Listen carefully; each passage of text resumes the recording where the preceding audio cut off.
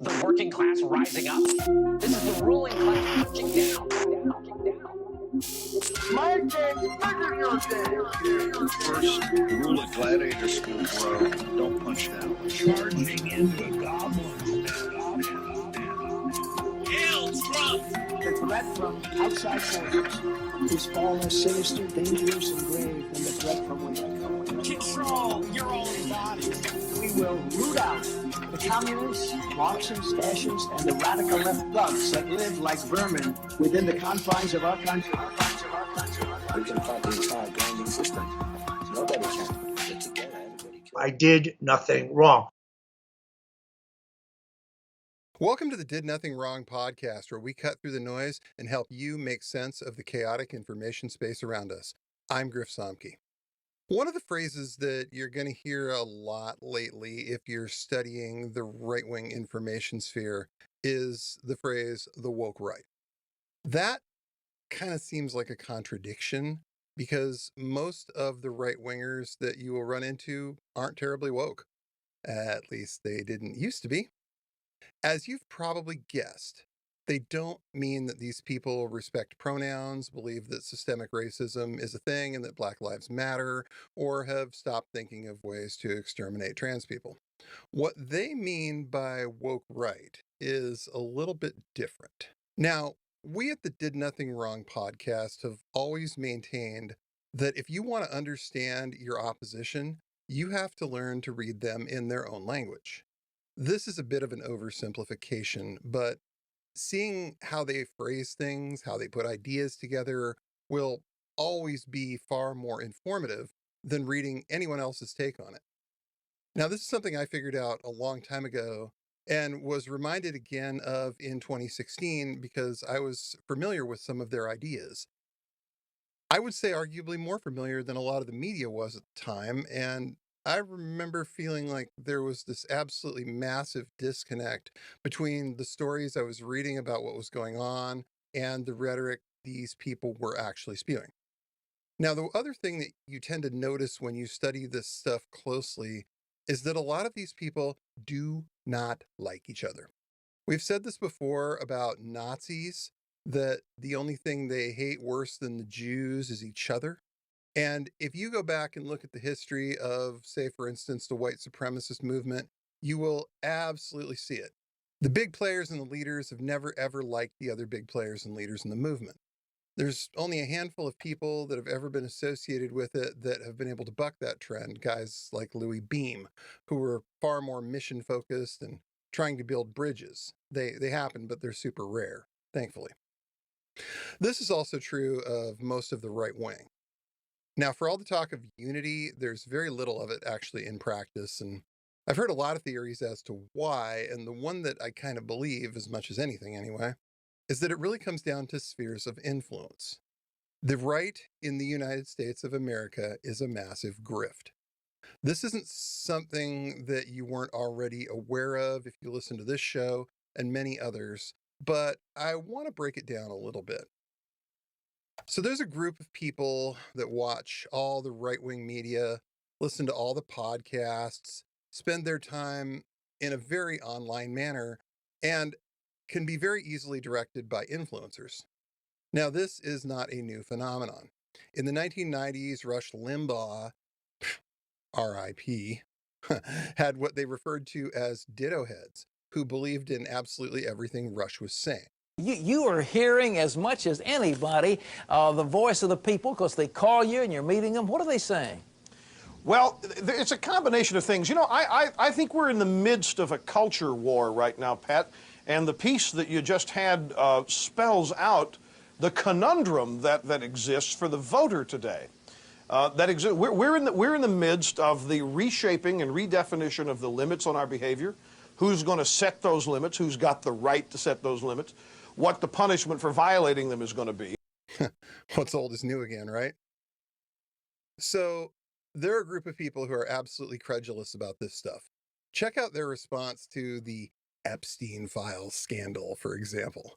A few months ago, they were all stoked because they figured it was all going to come out. And the reason they thought this was because their influencers told them so. Stuff like this. White logs tied to accused sex trafficker Jeffrey Epstein have been released to some conservative political commentators.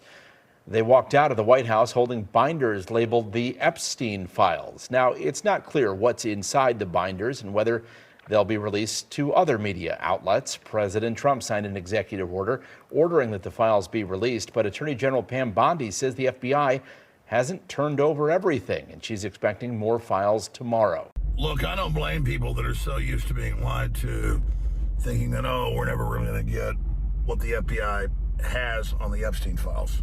And we'll never get it all because the bad guy's been in control for decades and most of it's probably been destroyed. But 14 terabytes were retrieved 3 weeks ago when Pam Bondi and Kash Patel raided the FBI headquarters in New York. They made the head of it step down who was covering it up. And then she said, we've got truckloads of it. It'll take a few weeks to go through it. Well, she came out yesterday and said, we've identified hundreds of new victims. It'll take time to process. We got to take out their names, but we're investigating now, and those involved will be prosecuted. This is phase one. What AG Bondi, with the Department of Justice, Kash Patel's office at the FBI, what they're doing is they're setting the stage for everyone. Now, whether or not this information, there's going to be nuggets, there's going to be new stuff, there's going to be old stuff, there's going to be all sorts of things in there, but we need to focus on the fact that this is full transparency, and this is how it works. Now, this wasn't a particularly hard reaction for these people to get, because Jeffrey Epstein has been one of the big bads of their mythology ever since he was arrested the second time. It's never entirely made all that much sense to me that they can believe that somebody like Trump is cleaning up all the pedophiles when there's so much circumstantial evidence, at least, that he may actually be one. We know he used to hang out with them. He's made some really creepy comments about his daughter over the years. Although she does have a very nice figure. I've said that if Ivanka weren't my daughter, perhaps I'd be dating her. So it made a lot of sense when Attorney General Pam Bondi staged a PR stunt and had a number of these people at the White House to promote what was supposed to be the upcoming release of the Epstein files, whatever that even means at this point. This is a Fox News alert. The Epstein files have been released. Fox News senior national correspondent Kevin Corke has been pouring through all the documents. Kevin, what can you tell us? Evening, Laura. I don't want to oversell this because I don't think there's a whole lot to sell, at least so far. We'll probably learn a lot more tomorrow morning by that 8 a.m. deadline that the AG has given the FBI in New York to turn over everything in their possession. But let me back up for just a second. The Attorney General, you recall last night, called it breaking news. She promised that we would get the Epstein files today, and while that turned out technically to be true, what we've seen so far, critics have argued tonight, really hasn't lived up to the dramatic billing. Now, we began the day with somewhat high expectation, having seen some influencers with so-called Epstein file folders.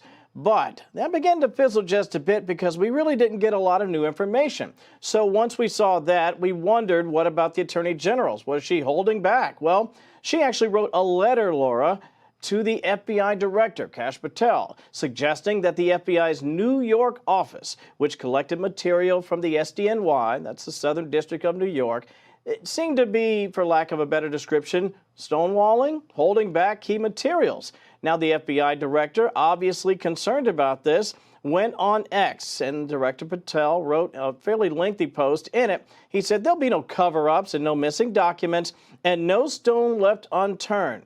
And anyone from the prior or current Bureau who undermines this will be swiftly pursued. He went on to say if there are gaps, we will find them. If records have been hidden, we will uncover them, and we will bring everything we find to the DOJ to be fully assessed and transparently disseminated to the American people as it should be. This is the kind of thing that absolutely gets the base hot and bothered.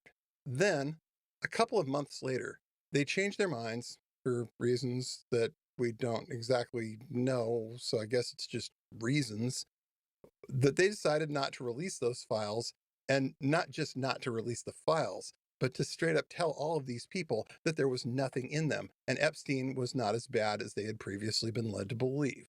Caroline, the DOJ and FBI have now concluded there was no Jeffrey Epstein client list.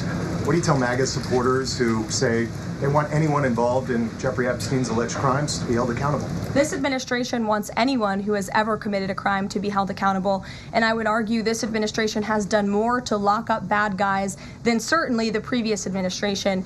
And the Trump administration is committed to truth and to transparency. That's why the Attorney General and the FBI Director pledged at the President's direction to do an exhaustive review of all of the files related to Jeffrey Epstein's crimes and his death.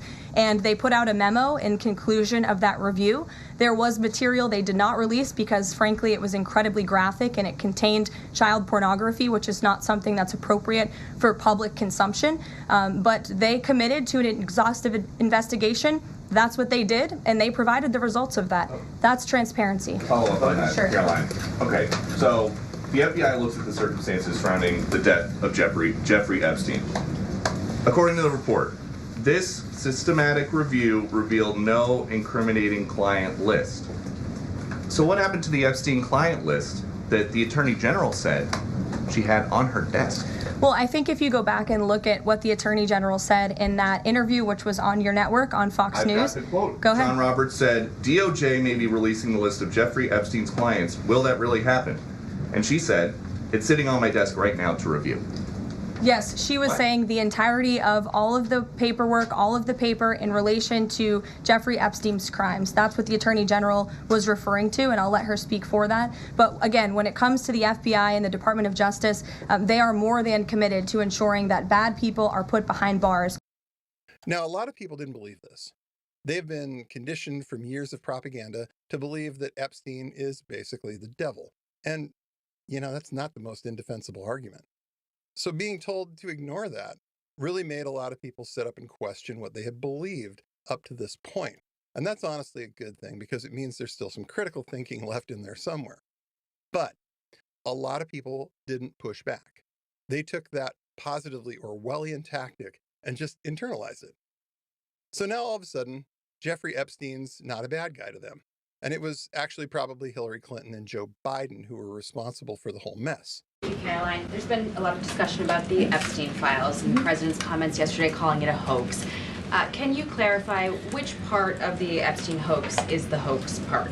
The president is referring to the fact that Democrats have now seized on this as if they ever wanted transparency when it comes to Jeffrey Epstein, which is an asinine suggestion for any Democrat to make. The Democrats had control of this building, the White House, for 4 years, and they didn't do a dang thing when it came to transparency in regards to Jeffrey Epstein and his heinous crimes. It was this president who directed the Department of Justice and the Attorney General to do an exhaustive review of all files related to Jeffrey Epstein, which they did. The Attorney General and the FBI, led by Pam Bondi, Dan Bongino, Kash Patel, these are great patriots, some of the most trusted voices in the Republican Party movement. It's part of the reason the president appointed them to these high law enforcement positions, and they spent many months going through all of the files related to Jeffrey Epstein, and they concluded what they found in that memo, which they drafted and they released. And so the president has been transparent. He has followed through on his promises to the American people, but he doesn't like to see Democrats and the mainstream media covering this like it's the biggest story that the American people care about. That's how sprung these people are. We have always been at war with East Asia levels of sprung. It is the post-truth era now, and that is one hell of a scary concept. Here's philosopher Francis Fukuyama, you know, the end of history guy, remember that? Talking about it. Someone mentioned this concept that I'd not heard of previously called a post-truth society, in which it's possible to assert things that have no factual basis.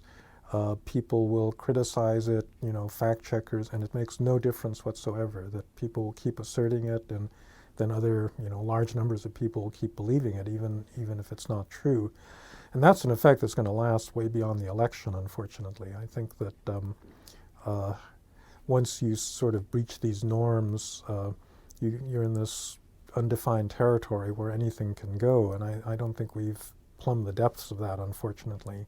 I think that a post-truth society it's a reflection of something deeper, which is the basic lack of authority or the decline of authority of institutions across the board. And this is not just in the United States, this is in Europe and other places as well. So if you think about the things that defined our society, they were corporations, labor unions, the family, churches, political parties. These were the things that structured our social and political life. Every single one of those, if you look at polling data over the last 40, 50 years, every single one of those institutions has seen a decline in the number of people saying they trust those institutions. And looking back, this was bound to happen. Milo Yiannopoulos said something about it in 2015, and it kind of blew up a little bit from there. Bloomberg Business Week, this big program from me ages ago, and I dropped into discussion in the course of like 2 days this phrase, post-truth era. And what I meant by it, what I was trying to say, was the facts are no longer enough. You have to also be persuasive and charming and funny and all the rest of it. That's what I meant by post-truth, post-fact era, whichever it was that they picked up. And it sort of went gangbusters after that. Certainly there seem to be two emerging sets of truths in America, and they're split fairly evenly down political lines, aren't they? And it's quite disturbing in some ways to sort of see the different versions of the universe described by, let's say, the New York Times and Breitbart, for instance. So now we've gone from Ben Shapiro's famous statement about facts don't care about your feelings to the idea that facts really don't matter because they're what we say they are. And this is the faction in the GOP that's ascendant right now. MAGA fits right into this. And this isn't news to anybody that's listening to this show, but it's context. There's a guy named James Lindsay. You've probably heard of him, but in case you haven't, he's a scholar and a philosopher. He's also known for pranks. One of the first of these was a completely made-up study that he and his co-authors submitted to some journals, making fun of political correctness and woke, as he put it at the time. And a few of the journals absolutely ran with it. So, ha, libs owned. We rewrote a section of Mein Kampf as intersectional feminism, and this journal has accepted it. James Lindsay and these two others submitted fake research to academic journals. To their surprise, the journals published the paper. This got him in the door and into the game, as it were. Now, part of the territory he staked out for himself here is anti-communism. Most of these people at least pay lip service to this concept, but their version of communism is public schools and fluoride in the water. And it really hasn't changed much since the days of the John Birch Society. And speaking of the John Birch Society, there's this guy, Seth Kotlar, you really ought to follow over on Blue Sky. He's a history professor at Willamette University. He's been tracking the far right in the Pacific Northwest virtually forever. That's Seth.Kotlar at bluesky.social. And I'll put a link to his stuff in the show notes. He has a lot of archival material from various newspapers in the area and right-wing flyers from the 1950s on up through the present day. And when you look at that stuff, you can see that they're constantly recycling a lot of the same themes. So that'll help remind you that this conflict isn't new. So as you may have gathered, Lindsay is one of those guys who sees communists around every corner. And one of the things he's been concerned about for a while is the creeping tendency that he feels like he's noticed towards communism on the right. Basically, they saw that Marxism was able to exert tremendous power over the world. It's, in my opinion, through the woke on the left, threatened even America and the Western free nations very seriously, and that we're still in the grips of this tremendous problem. Woke on the left is not dead. It's entrenching and kind of waiting and biding its time. But they see that it worked to get the left power, and it's power that they covet, whether that's because they are ambitious themselves, whether because many of them are openly Machiavellian, for example, so they want to espouse that, deceitful lust for power, because power is all that matters, or realpolitik is all that matters in their opinion. And some of them, I think it's out of fear and desperation. We're so close to the brink. Desperate times call for desperate measures is the kind of old slang from the movie. But what I hear actually some segments of the woke right say, and we haven't talked about the ones who believe that it's Jewish power, of course, which is rampant and rife on social media, but these people are out there, and the slang now that I see on the internet is Weimar problems require Weimar solutions, which is a direct invocation of needing to re-engage the Nazi experiment, as I have come to call it as I study the fascists and the National Socialists, which of course is a tremendous mistake. Ooh. What does he do about it? Well, he does what made him famous the first time. He wrote a paper in which he basically knocked off the Communist Manifesto and submitted it to a right-wing journal called the National Informer under the name Marcus Carlson. Get it? Karl Marx, yeah? I mean, he couldn't have really been any more obvious if he tried. You rewrote part of the Communist Manifesto and submitted it to American Reformer, and they published it. Yeah, that's right. So I wanted to test to see if my guess was right, that these guys were leaning into critical theory and Marxist analysis.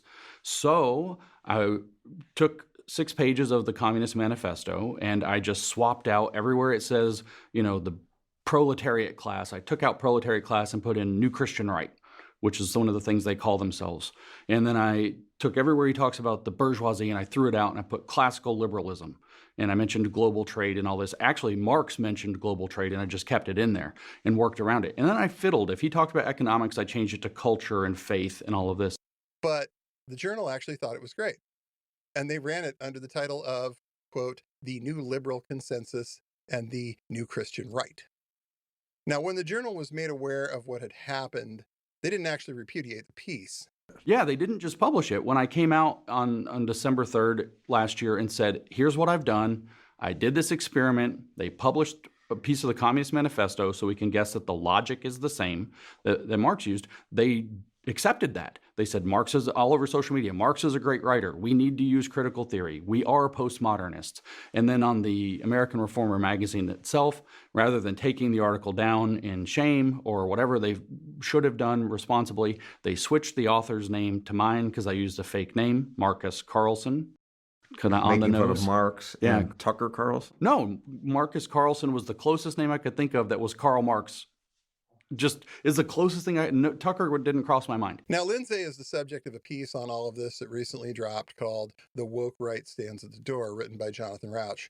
And I think a lot of it is basically correct. Here's an example.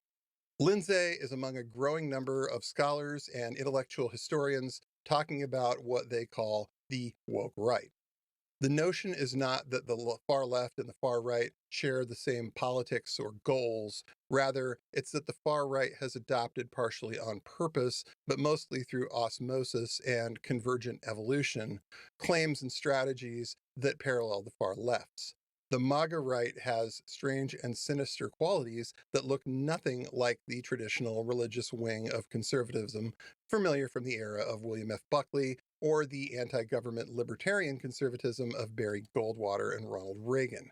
Its anarchaic rejection of truth, its Nietzschean embrace of power as self-justifying, its unabashed anti-liberalism, and its glee in transgressing boundaries and giving offense are something new on the right.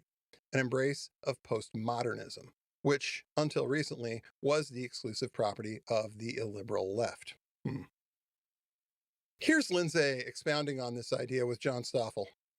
Why is it called woke? I just think of them as right-wing crazies. Woke and crazy, those are kind of the two species of the same animal. On the left, animal. Woke is, we've woken up to how privileged we white people are. Right, so the right does it the other way. So this is in parallel to what we saw with the fascists awakening to fight communism in the 1920s and 1930s. The communists came along and said, well, there's privileged classes in society, the bourgeoisie, and you need to wake up and fight against them as the proletariat, the working class. And then the fascists said, hold on, everything's going bad. So we need to wake up that the liberal society, the free society, actually enables the communists, and we have to fight back the other way and set up a different kind of tyranny. So it's the same energy, but the other direction. A lot of people ask me, what is woke right? And it's really funny. It's simple, and everybody who's not kind of part of it understands it immediately. It's people on the right who who act like the woke left, who think like the woke left. So they've adopted critical theory, Marxist analysis, but they engage in the same behaviors. That's, the victimhood mentality, the cancel culture, struggle sessions, they bully people online with swarms, they rewrite history. I honestly think that Hitler was a good guy based upon my own research, not my public education indoctrination. He was trying to encourage community, encourage, family values. This entire kind of litany of things that we've come to expect from abusive left-wing behavior over the last 5 years. Just imagine right-wing people doing it for allegedly right-wing causes, and you've more or less got it. And what's really funny is that this one actually landed. Calling them fascists doesn't really bother them very much, as you may have noticed. Calling them racists, same story. But what they really, really don't like is being called woke. I don't know if it's because they've spent so much time bashing it or if the joke just hits a little too close to home, but these people are mad at James Lindsay. Why is James Lindsay so afraid of the woke right, quote unquote? The so-called woke right, because he so calls them woke right. Christian nationalists is what he is objecting to. Now, I just want to begin. I don't really know what the woke right is supposed to be. It's pretty ill-defined, and I'm not a Christian nationalist. But what I am is an ex-liberal, and I see James Lindsay desperately clinging to a position that has basically become untenable and will not suffice to deal with the problems of the future. The maddest of all of them seems to be a guy named Vish Bura, who's a convicted drug dealer, as well as the former communications director for Republican Congressman George Santos. Remember him? He's also the vice president of the New York Young Republican Club. At least I think he still is. These days, he's a producer for former Representative Matt Gaetz' show, among other things, I'm sure. Now, here's Vish at the New York Republican Club Gala in 2021. Check it out. And if you are ever in doubt on how to win, how to defeat this encroaching tyranny through the everyday hustle of facing off against the high-tech struggle sessions of the online mobs that will inevitably lead to the high-tech lynchings, as Clarence Thomas so eloquently described it in his face-off against President Joe Biden, I leave with you a quote that General William Tecumseh Sherman wrote in a letter to James Guthrie, who would later to go on to be senator. War is the remedy our enemies have chosen. Other simple remedies were within their choice. You know it, and they know it, but they wanted war. And I say, let us give them all they want. So yeah, he's really nice. And having had a couple of go-arounds with him myself on Twitter, the guy definitely means it when he says it's a war. Now remember, the enemy always gets a vote.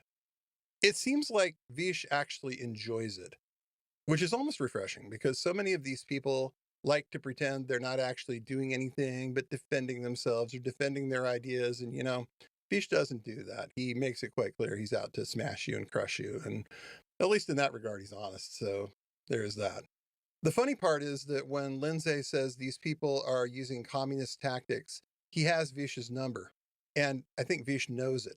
Vish and Gavin Wax, who's a former president of the New York Young Republican Club, and now he's an FCC chief of staff, they took over what was the oldest Republican social club in the country that way. Here's a little clip of Vish talking about how to infiltrate institutions.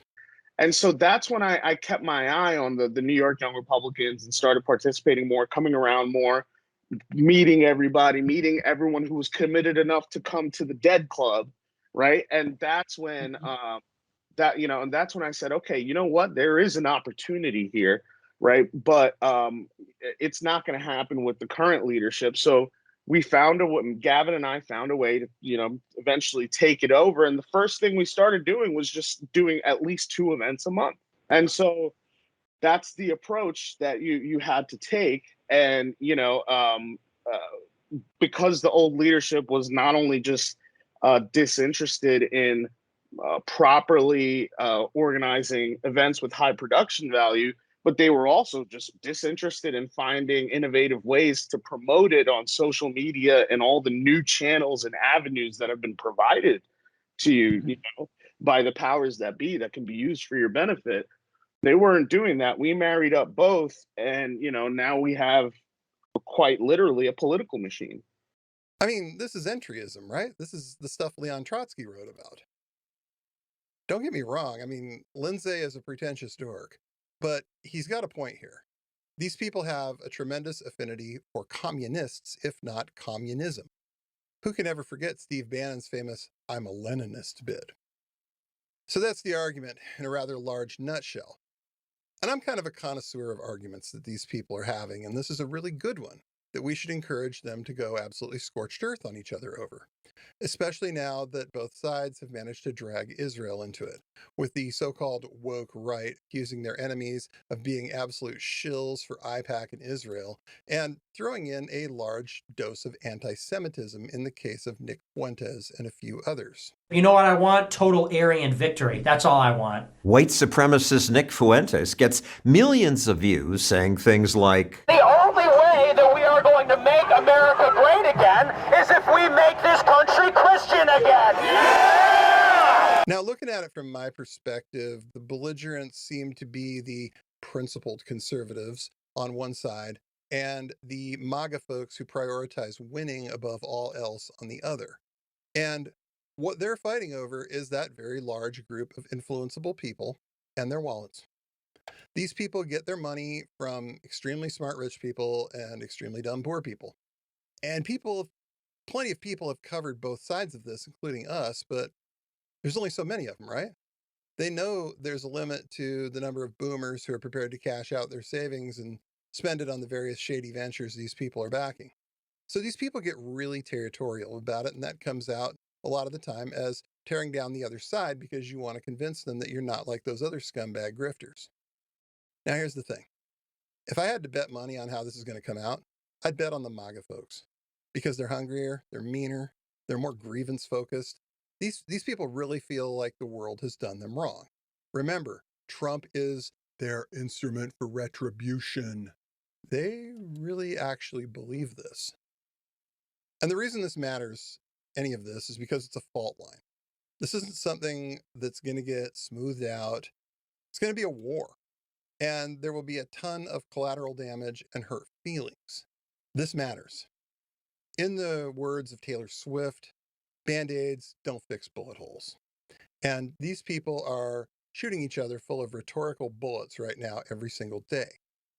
It's really important to realize that these people are not a monolith, and they are holding this coalition together with mean tweets and spit.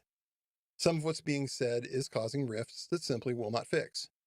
And the more time they spend fighting with each other, the less time they have to come up with truly horrible policy ideas and ways to make America more fascist. Personally, I'm in favor of wasting their time. Thanks for listening.